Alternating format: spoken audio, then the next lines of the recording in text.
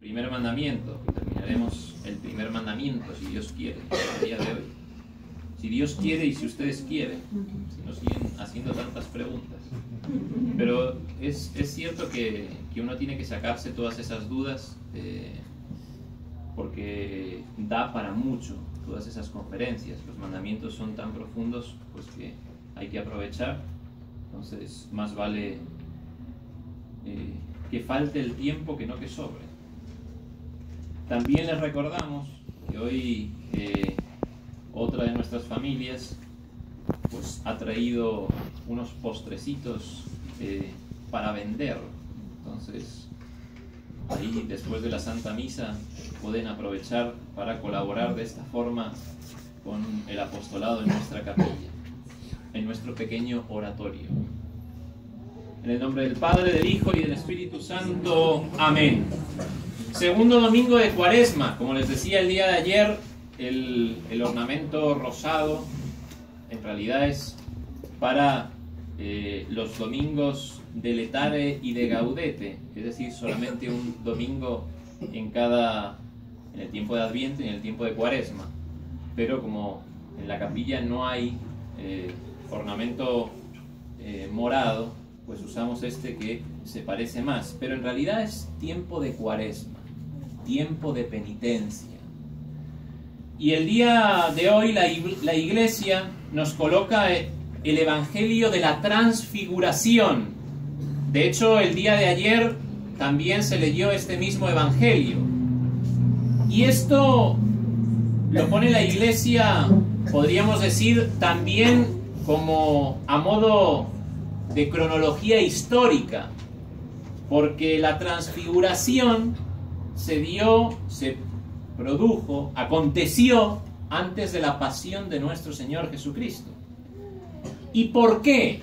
¿Por qué nuestro Señor se transfigura ante los tres grandes, podríamos decir, los tres grandes apóstoles? Porque el apóstol de la hispanidad, Santiago, también estaba entre ellos.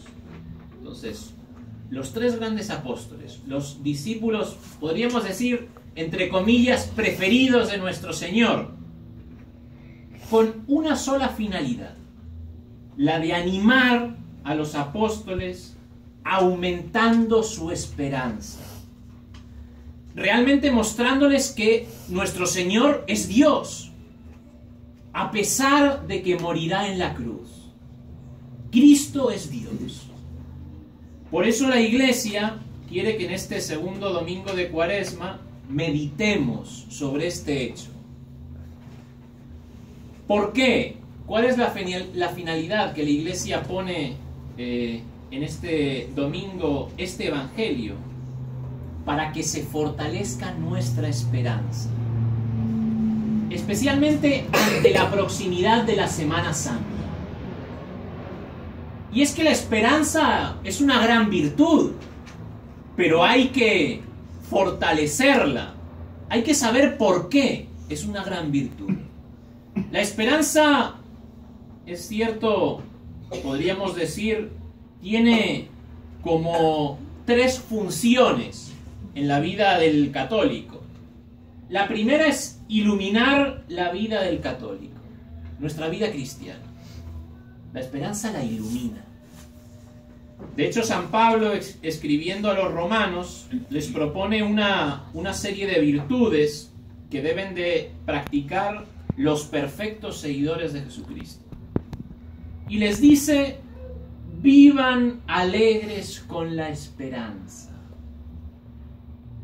Y es que, mis amadísimos hermanos, solamente esta virtud nos va a dar ese ánimo para afrontar las luchas que se imponen al católico, al cristiano, para salvarse. Solamente meditando sobre la esperanza. Por eso dice San Pablo que levanten sus ojos hacia el cielo. Y termina esa epístola a los romanos: que el Dios de la esperanza os llene de cumplida alegría y paz en la fe, para que abundéis en esperanza por la virtud del Espíritu Santo. Es importantísimo. la virtud de la esperanza. Ilumina toda nuestra vida cristiana. De hecho, por estas palabras de la Sagrada Escritura, vemos que la esperanza nos alienta, nos alegra, nos da la paz en medio de la lucha de cada día. De hecho, el gran doctor de la Iglesia, padre de la Iglesia, San Agustín, dice: al peregrino le es necesaria la esperanza. Ella es la que lo consuela durante el camino. Porque el caminante, cuando está cansado de andar, soporta el esfuerzo porque espera llegar a la meta, al término de su viaje. Quítale la esperanza de llegar a esa meta y todas sus fuerzas desfallecen. Por eso Dios, continúa San Agustín, nos da la esperanza en esta tierra en la que vamos peregrinando. Es como el motor en la vida del cristiano. Pero no solamente se queda ahí, no solamente ese es el fin de la esperanza, iluminar la vida del cristiano. También la esperanza como que transfigura el sufrimiento en alegría. De hecho, en esta vida el sufrimiento, las contradicciones, los problemas son inevitables. Uno los tiene todos los días. Si nos hicieran ricos los problemas, los sufrimientos, todos seríamos multimillonarios. Y la esperanza lo que hace es traer a la vista, a nuestros ojos, a los ojos de nuestra alma, el gozo futuro que todos esos sufrimientos, que todos esos problemas, que todas esas dificultades producen. Dice San Pablo: tengo por cierto que los padecimientos del tiempo presente no son nada en comparación con la gloria que se manifestará en nosotros. Es decir, todos los sufrimientos, todos los problemas, todas las penalidades, las enfermedades, las tristezas de esta vida, en comparación con el premio eterno que es el cielo, no son nada. Entonces suframos con alegría. Por eso eso es lo que hace la esperanza: transfigurar el sufrimiento en alegría. Así esta virtud nos permite pues soportar todas esas contrariedades, dolores, sufrimientos, porque nos alienta, nos anima, nos muestra el cielo, el fin de la carrera, el fin de la peregrinación, el fin de este valle de lágrimas. Y es lo que Cristo, lo que nuestro Señor hizo con sus apóstoles en este día de la transfiguración. Nuestro Señor proclama la bienaventuranza de los que lloran, de los que sufren. Parece una locura. Feliz el que sufre. ¿Por qué? Parece, como se diría hoy en día, parece masoquista eso. Sufrir por sufrir. ¿Feliz por qué?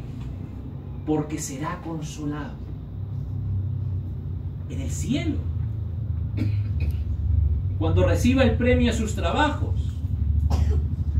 El llanto, dicen los sabios, es semilla de consuelo. Si el grano de trigo no muere, dice nuestro Señor, no produce fruto. Y nosotros tenemos que morir a nosotros mismos. Por eso esas tristezas, esos dolores, a veces se dan por nuestro amor propio. Si morimos a nuestro amor propio, vamos a dar grande fruto.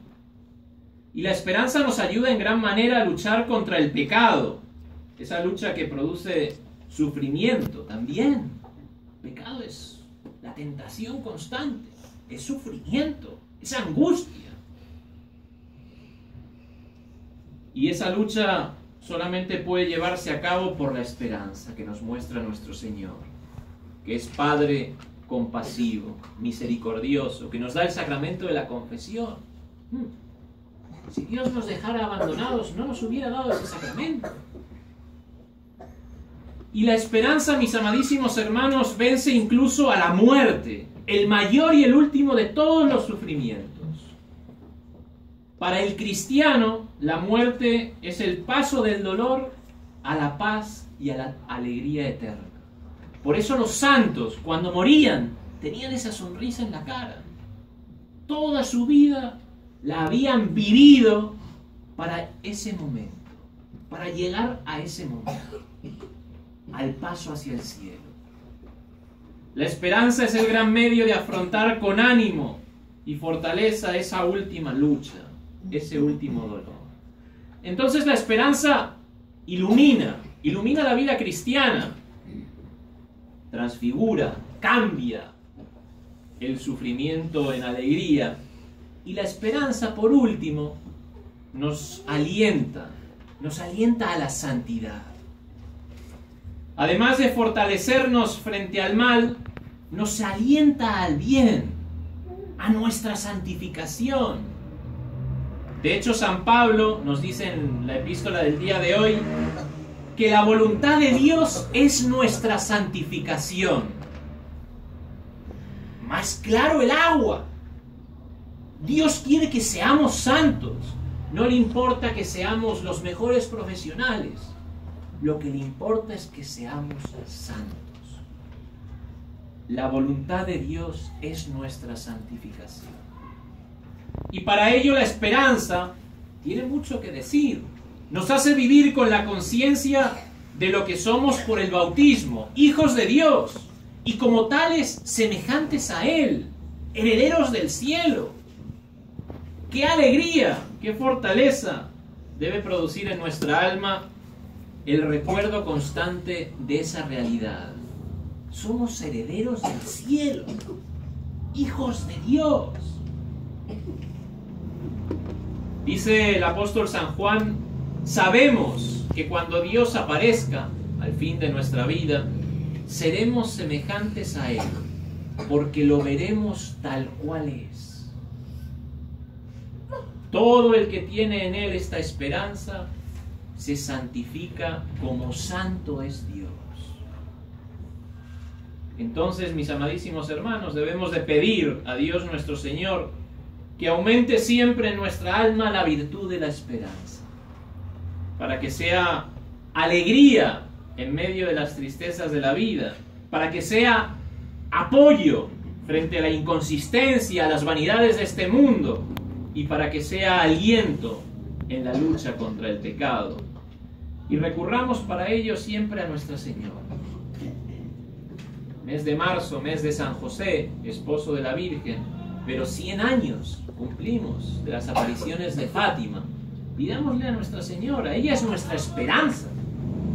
Como rezamos en la salve, hay tantas cosas que rezamos de las que no nos acordamos, las rezamos a veces mecánicamente, por decir palabras.